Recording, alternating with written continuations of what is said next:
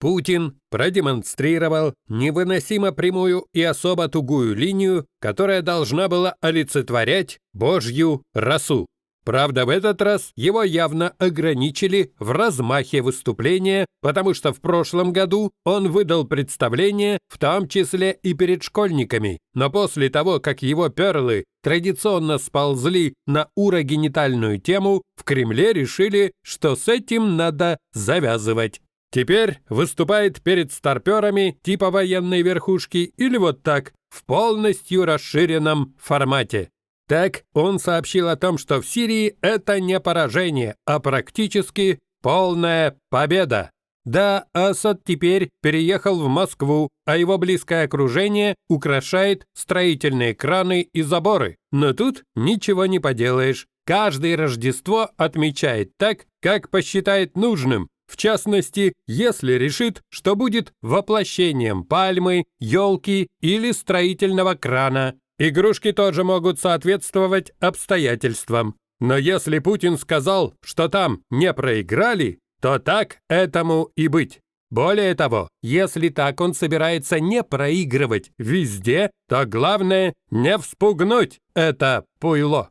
В общем, фюрер призвал не смеяться над такой ситуацией, так как сам он ржал от вывода американских войск из Афганистана. Далее Владимир Владимирович рассказал о внутренних делах, как будто не знаком с историей, которую приписывают Марии Антуанетте, жене Людовика XVI. На вопрос, почему становится все сложнее с продуктами, заявил, что жить стало лучше, поэтому россияне стали намного больше жрать. Если бы вместо глупых вопросов умерили бы свой аппетит, может, и продуктов стало бы больше, а цены ниже.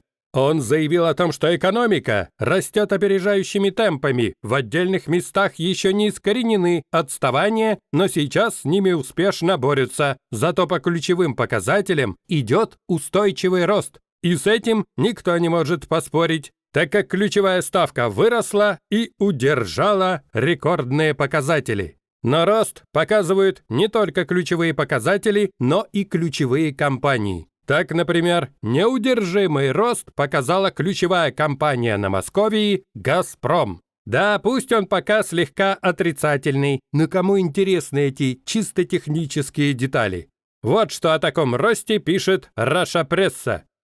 Акции газовой монополии «Газпрома» во вторник упали до минимума с января 2009 года, опустившись до 106 рублей за бумагу. Это на 2,4% ниже уровня закрытия понедельника. С начала 2024 года бумаги «Газпрома» подешевели на 33,5%. Они упали до уровней мирового финансового кризиса 2008 года, до абсолютных исторических минимумов еще падать чуть более 20%.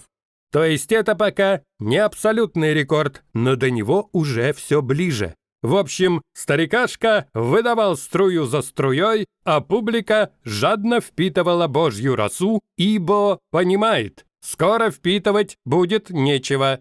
И тут возникает вопрос, а не зря ли Путин все это прячет в чемоданы? Может быть, холопы употребят это с тем же удовольствием?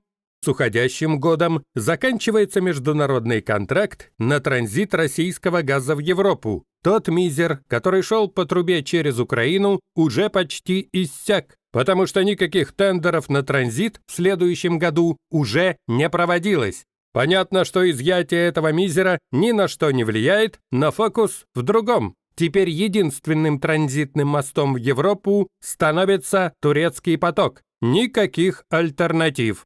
И тут надо вспомнить, что когда только началось движение сирийских повстанцев, Эрдогана награждали всякими обидными эпитетами. И кто-то даже назвал его земляным червяком. Но теперь концепция изменилась. Исторически так сложилось, что каждый султан, особенно турецкий, прекрасно знает, когда и как надо стричь овцу, и когда с нее надо сдирать шкуру. И если у кого-то были сомнения в том, что дрогнет рука, то после сирийских событий такие сомнения уже не имеют никаких оснований. Одно время Путин тоже пытался такое проделывать со своим газом, но теперь все, те времена прошли. Теперь это делает Реджеп и Си с двух сторон, в извращенной форме, в смысле стригут.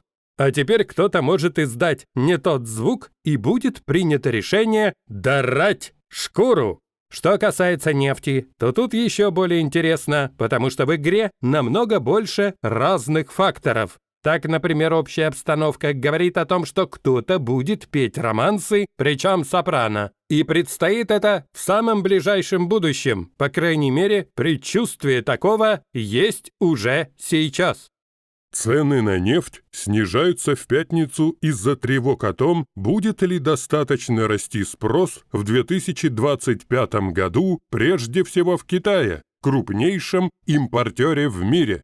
Китайская государственная нефтеперерабатывающая компания Sinopec в опубликованном в четверг ежегодном прогнозе сообщила, что импорт нефти в Китай, возможно, пройдет свой пик уже в 2025, а потребление к 2027 из-за ослабления спроса на дизельное топливо и бензин.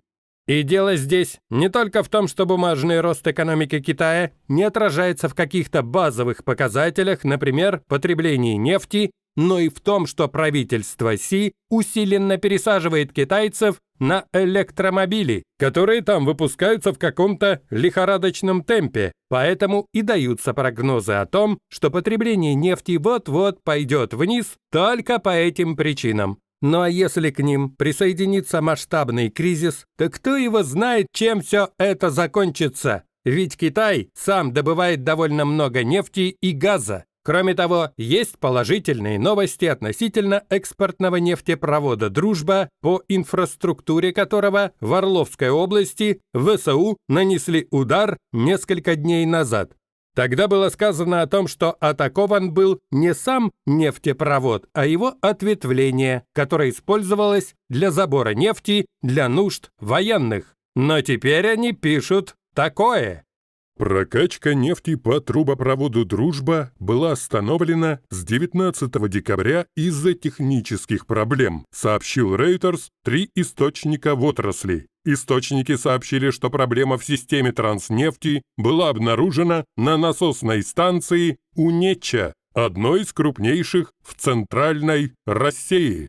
Они добавили, что поставки российской нефти в Белоруссию и страны Евросоюза были нарушены. Сроки устранения технической проблемы пока не установлены. Один из источников сообщил, что проблема может быть решена в течение нескольких дней, в то время как другой считает, что поставок не будет до конца месяца.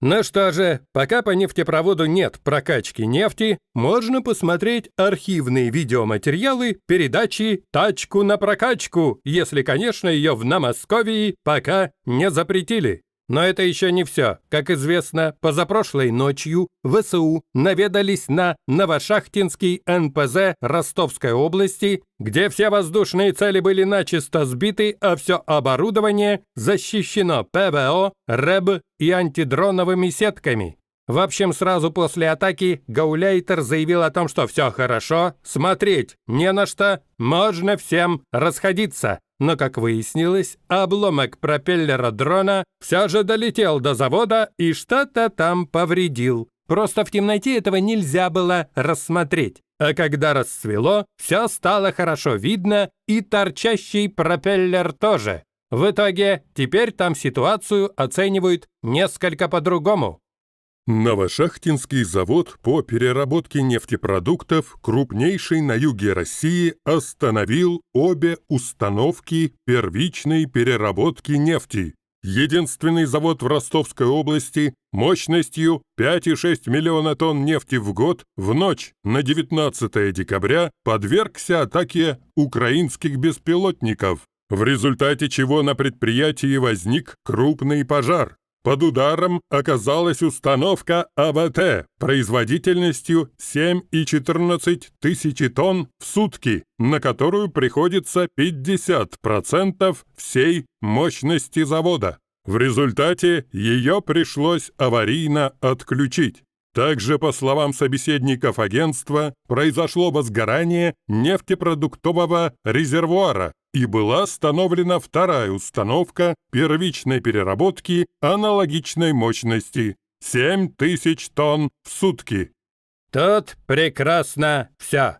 Дело в том, что этот завод, что называется, из свежих, потому что был введен в эксплуатацию в 2009 году. Как нетрудно догадаться, оборудование там стоит немецкое и американское. А поэтому быстро получить поврежденные узлы и агрегаты от производителя точно не получится. Пока кулибины будут ваять байпасы из Г и палок, пройдет время. Ну а как оно там потом будет работать и будет ли вообще, большой вопрос. Но это в перспективе. А сейчас все предприятие встало на якорь.